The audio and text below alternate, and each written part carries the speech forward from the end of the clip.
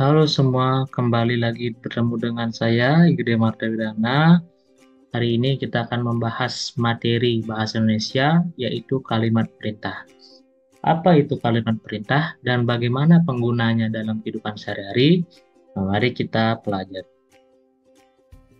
Kalimat perintah adalah kalimat yang isinya menyatakan ajakan, harapan, dan larangan.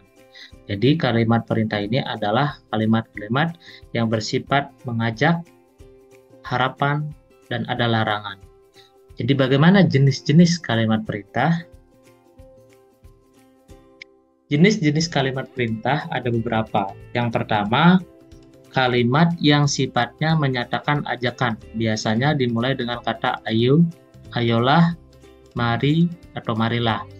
Nah, bisa dilihat dari contoh, ada sebuah brosur. Di brosur tersebut berisi tentang mengajak, yaitu ayo ke museum. Nah, jadi diajaklah kita untuk pergi ke museum.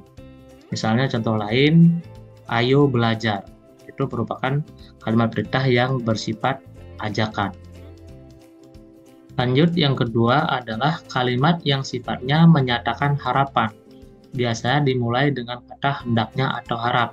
Misalnya, dalam contoh terlihat bahwa ada sebuah gambar harap tenang atau harap jangan ribut misalnya. Jadi itu adalah kalimat perintah yang bersifat memberikan sebuah himbauan agar tidak terjadi keributan. Lanjut, yang ketiga adalah kalimat yang sifatnya menyatakan larangan. Yang lunak biasa dimulai dengan kata jangan atau janganlah. Misalnya kita lihat dari contoh, jangan buang sampah sembarangan.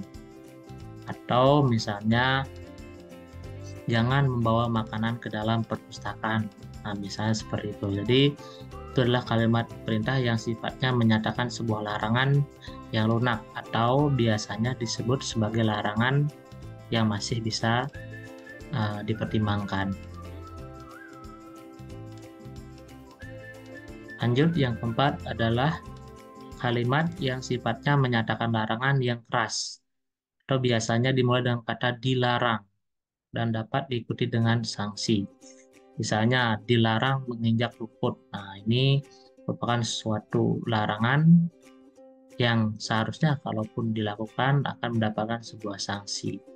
Misalnya dilarang merokok.